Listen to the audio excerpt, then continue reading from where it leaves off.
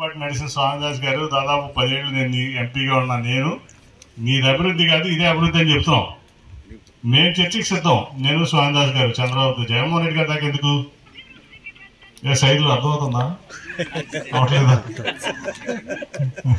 So ఏదో ఈనాడు paper మా చేతిలో ఉంది. 2,000 ఎకరాల కోటలో ఆ రోజు పేదలను గీదలను బెదిరించో, ఆ రోజు ముఖ్యమంత్రులు లొంగ తీసుకున్నాం. ఈనాడు పేపర్ ద్వారా రామోజీరావు గారు పెద్ద కోట కట్టుకున్నాడు 2,000 ఎకరాల్లో. ఆ కోటలో ఉండి ఆంధ్రాన్ని చూస్తూ ఉంటాడు ఆయన. ఆయన కోట కంటే ఎక్కువ డెవలప్మెంట్ ఏముంటుంది? ఇవన్నీ డెవలప్మెంట్ కింద లెక్క వస్తాయి ఆయనకి. ఆయన బెడ్రూమ్ అంటుండో, ఆయన టాయిలెట్ అంటుండో మన డెవలప్మెంట్ అంతేనా? ఆయనకి ఇది అభివృద్ధిలో కనపడదు. మరి 2,000 ఎకరాల కోట, స్పెషల్గా ఆయనకు ఒక ఏరోడ్రోమే ఉంది లోపల, రామోజీ ఫిల్మ్ సిటీ ఉంది. ఆయనకు అభివృద్ధిలో కనిపిస్తుంది ఇది ఆయన కళ్ళకి. అందుకే చంద్రబాబు చేసిందే అభివృద్ధి అనుకుంటున్నాడు ఆయన ఆంధ్రజ్యోతి రాధాకృష్ణ గారు, ఇంకా TV5 అయినా, లేదా కొంతమంది సోషల్ మీడియా, లేకపోతే అమెరికాలో కూర్చుంటారు కొంతమంది కుహానా మేధావులు.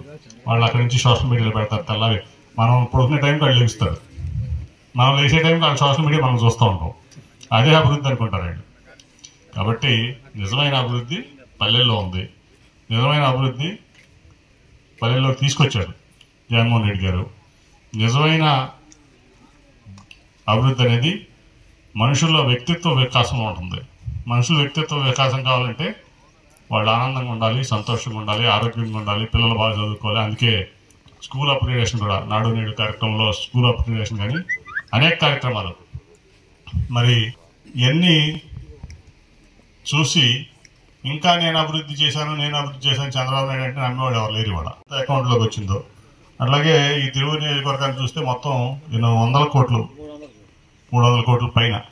ఇక్కడే 15 కోట్లు వచ్చినట్టు 300 కాదు, ఇంకా ఎక్కువ ఉంది.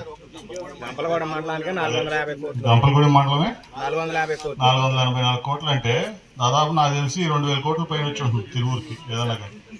అంతే కదా, 2,200 కోట్లు వచ్చింది. ఇది అభివృద్ధి కాదా?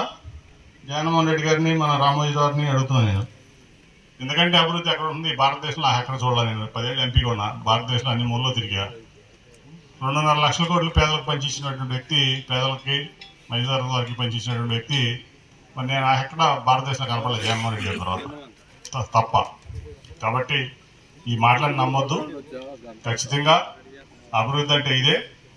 మన రాష్ట్రం రాబోయే రోజుల్లో ఈ భారతదేశంలోనే నెంబర్ 1 రాష్ట్రం అవుతుంది. ఎందుకంటే ఆరోగ్యంలో నెంబర్ 1గా ఉన్నాం, చదువుల్లో పిల్లల చదువుల్లో నెంబర్ 1గా ఉన్నాం, గ్రామీణ వికాసంలో నెంబర్ 1గా ఉన్నాం.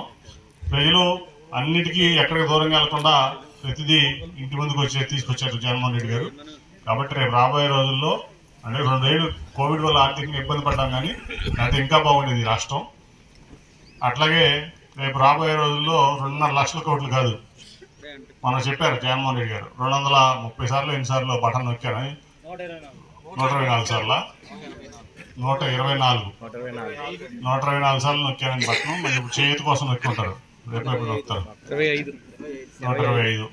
నాకు తెలిసి 300 సార్లు నొక్కుతారు రేపు, 24 నుంచి 29 వరకు ఆయన మళ్ళీ అధికారంలో రాగానే. ఆయన పనిచేసేది మీకోసం. కాబట్టి జగన్మోహన్ రెడ్డి గారిని కాపాడుతున్నట్టు జగన్మోహన్ రెడ్డి గారు 1 కోటి రూపాయలు చిల్లర దగ్గర కొంచెం అడ్డిగా దాంతో బిల్డింగ్లు గడిచారు. నాకు తెలిసి అభివృద్ధి అంటే ఇదే. మరి చంద్రబాబు నాయుడు గారు నేను 45 ఏళ్ళు ఇండస్ట్రీ అంటాడు, మా స్వామిదాస్తో దాంట్లో 30 ఏళ్ళు ఇండస్ట్రీ ఆయనతో పాటు. అవునా? ఏది ఇండస్ట్రీ, ఏది అభివృద్ధి అంటావు ఇప్పుడు నువ్వు? చంద్రబాబు నాయుడు గారికి పల్లెలే ఈ దేశ ప్రగతికి పట్టుకోమని చెప్పారు. అట్లాగే గ్రామ స్వరాజ్యం ఉండాలని చెప్పారు. మంచి సచివాలయం, 10 మందో 11 మందో గవర్నమెంట్ ఎంప్లాయీస్, అట్లాగే రైతు భరోసా కేంద్రం, రైతులకు అందరికీ అందుబాటులో ఈ గ్రామంలో, హెల్త్ క్లినిక్, అట్లాగే ఒక స్టాఫ్ నర్స్ ఉంటారు హెల్త్ క్లినిక్లో. మొత్తం చూస్తే దాదాపు 5 కోట్ల మంది ఆంధ్ర జనాభాకి ఎన్ని సచివాలయాలు వస్తాయండి? 5 కోట్ల మందికి 2,000 చొప్పున జనాభా అయితే 10,000 ఎక్కువ రావాలి, ఇంకా వస్తాయి. 10,000 సచివాలయాలు వస్తాయి. ఏది అభివృద్ధి?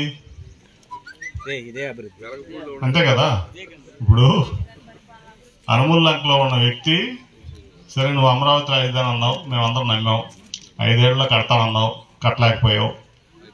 టెంపరీ సెక్రటరియట్ అన్నావు, టెంపరీ అసెంబ్లీ అన్నావు, అన్నీ టెంపరీ చేసావు.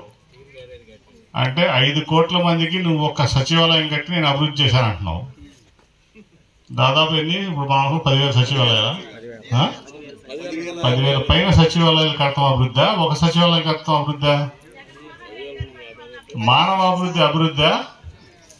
లేకపోతే నువ్వు, నీ కుటుంబం, నీ అనుయాయులు ప్రభుత్వ సంపదను దోచుకోవడం అభివృద్ధా? ఆ 2.5 లక్షల కోట్ల రూపాయలు జగన్మోహన్ రెడ్డి గారు మీకు వివిధ సంక్షేమ పథకాల రూపంలో ఇచ్చారు ప్రజలకి. ఇప్పుడు ఇక్కడ డేటా చెప్పారు, చూపించారు నాకు అధికారులు. దాదాపు ఈ యనమలలంక గ్రామంలో ఎంతమంది అండి జనాభా? యనమలలంక గ్రామానికి 3,000 ఓటర్ల జనాభా. 3,000 జనాభాకి డైరెక్ట్గా జగన్మోహన్ రెడ్డి గారు మీ అకౌంట్లో ట్రాన్స్ఫర్ చేసింది 12,94,38,233 రూపాయలు మాత్రమే. అర్థమైందా?